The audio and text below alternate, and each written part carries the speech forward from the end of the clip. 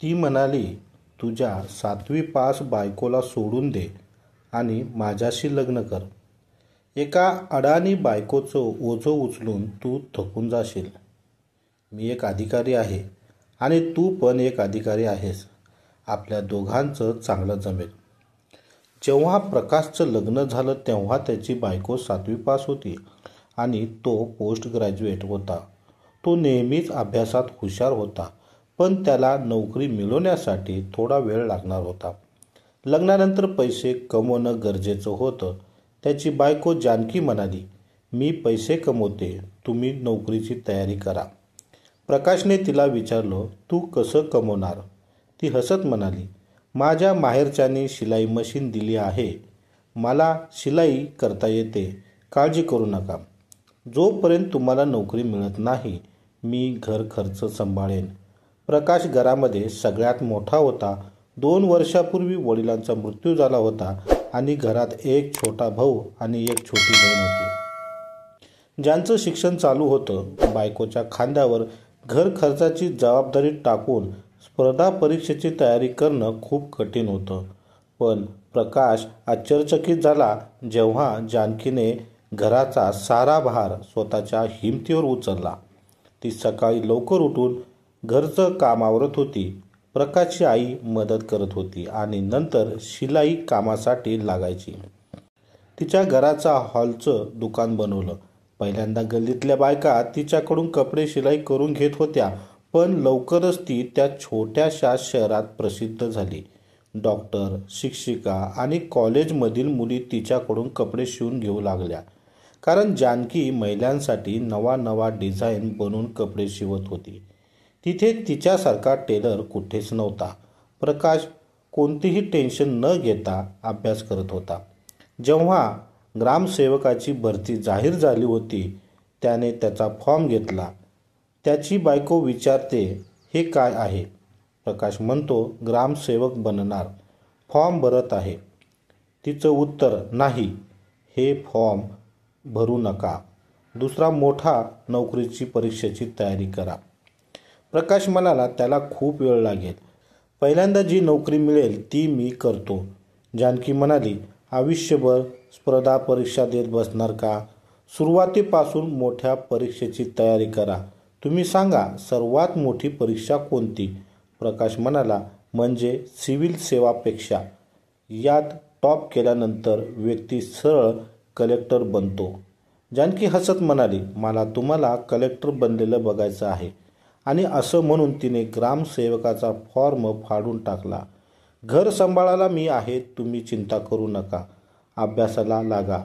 तो दिवस त्याच्या आयुष्यातला सर्वात मोठा दिवस होता. जर जानकीने असं केलं नसतं तर प्रकाश कलेक्टर झाला नसता. तो दिवस रात्र अभ्यास करत होता आणि ती रात्री 12पर्यंत कपडे शिवत होती. ते काम सोडून मध्ये त्याला चहा बनवून देत होती. कधी थकत नव्हती. कधी तर ती शिलाई मशीनवर डोकं टेकून झोपून जायची. हलकेच उचलून खोलीत घेऊन ठेवत असे.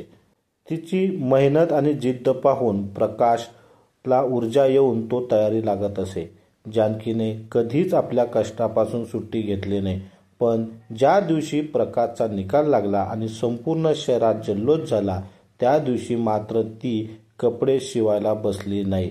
ती आनंदाने एवढी नाचली की शेवटी आजारी पडली. प्रकाशने हसत विचारलं, तू तर वेडी आहेस. कोण एवढं नाचतं? ती हसत म्हणाली, खूप आनंदाची गोष्ट होती. मी माझ्या भावनांवर नियंत्रण ठेवू शकले नाही. मग काय झालं आजारी पडले तर? 2-3 दिवसात मी बरी होईल, पण हा आनंदाचा दिवस पुन्हा येणार नाही. म्हणून तो पूर्णपणे जगून घेतला. खरं सांगायचं तर जानकी प्रकाशची खरी गुरु होती. ध्येय गाठण्यासाठी दिवस रात्र मेहनत घेणं आणि यश मिळाल्यावर ते आनंदाने साजरा करणं हे प्रकाशने तिच्याकडूनच शिकलं होतं. ती आनंद साठवून ठेवायची नसती, तर भरभरून उपभोगायची असती. प्रकाशचा छोटा भाऊ आणि बहीण तिला आई समान मानत, कारण तिने कधी त्यांना वहिनी जाणीव दिलीच नाही. वहिनींची जाणीवही होऊन दिली नाही. ती त्यांना ओरडायची, समजवायची आणि त्यानंतर झटकायची आणि त्यांच्यासाठी झटायची. आज ते दोघं मोठे अधिकारी आहेत आणि त्यांचं पूर्ण श्रेय तिच्या त्यागाला जातं. 7वीपर्यंत शिक्षण घेतलेल्या जानकीने आपल्या संपूर्ण आयुष्य त्यांच्या उज्ज्वल भविष्यासाठी वाहून घेतलं. जेव्हा प्रकाश ट्रेनिंगसाठी पुण्याला गेला तेव्हा त्याने तिला बरोबर चलण्याचा आग्रह केला. तू नसशील तर माझं मन लागणार नाही, तो म्हणाला. ती हसून म्हणाली, एवढे स्वार्थी होऊ नका. घरात सासूबाई आहेत, तुमचा भाऊ आणि बहीण अजून शिकत आहेत, त्यांना यशस्वी करायचं आहे.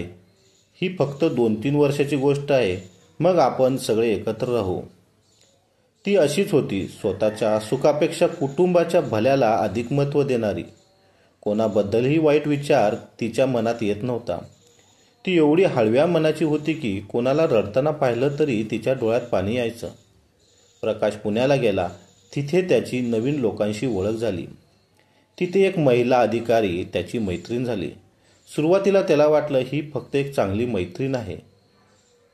पण 2 वर्षांनी ट्रेनिंग संपल्यावर तिने त्याला विचारलं, तुझ्या 7वी पास बायकोला सोडून दे आणि माझ्याशी लग्न कर. एका अशिक्षित बायकोचं वजन उचलून तू थकून जाशील. मी सुद्धा एक अधिकारी आहे, आपण एकत्र चांगलं निभवू शकतो. ते ऐकून प्रकाश स्तब्ध झाला. त्याने तिला जानकीच्या त्यागाची, तिच्या संघर्षाची आणि तिच्या निस्वार्थ प्रेमाची संपूर्ण कहाणी सांगितली. ते ऐकल्यावर ती महिला अधिकारी स्वतः लाजली. तिने प्रकाशची माफी मागितली आणि म्हणाली, ती एक आदर्श स्त्री आहे. प्रत्येकाला तिच्यासारखं बनता येत नाही. त्यासाठी अपार समय आणि त्यागाची तयारी लागते. खरंच आयुष्य कधी कुठे वळण घेईल सांगता येत नाही, पण जो स्वतःच्या मुलांना विसरत नाही त्यालाच आयुष्यात खरं यश मिळतं. प्रकाशचंही तसंच झालं. त्यांना नुकतंच नवीन नोकरी रुजू होऊन जबाबदारी स्वीकारली होती. तो विचार करत होता की कुटुंबाला बरोबर घेऊन यावं का. तेवढ्यात एका रात्री घरून फोन आला. जानकी आता या जगात राहिली नाही. छातीत तीव्र वेदना उठली. एवढी तीव्र होती की तिला हॉस्पिटलमध्ये नेण्याआधीच तिचा अंत झाला. ती त्याला आयुष्याच्या त्या टप्प्यावर सोडून गेली होती जिथं त्याला तिच्या सोबत जगायचं होतं, सुखदुःख वाटून घ्यायचं होतं. आत्ताशी ध्येय गाठलं होतं, पण पुढचा मोठा प्रवास बाकी होता. मोठा माणूस होऊन काय उपयोग, ज्याने मोठं केलं तेच नसतात. तिच्या जाण्याला 30 वर्ष झाली आणि प्रकाश आजही एकटाच आहे. आईही आता नाही. कधी कधी तो विचार करतो, त्याला मूल असतं तर कदाचित त्याच्या डोळ्यात तरी जानकीचा अंश दिसला असता.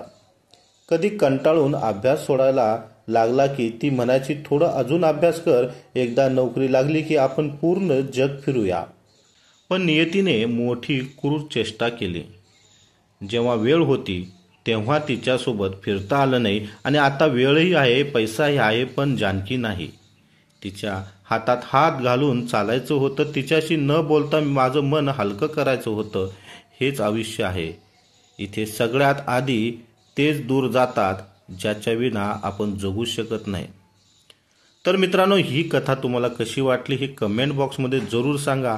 आवडली तर शेअर नक्की करा आणि चॅनलवर नवीन असेल तर प्लीज सबस्क्राईब करा. धन्यवाद. पुन्हा भेटूया पुढच्या अशाच एका व्हिडिओमध्ये.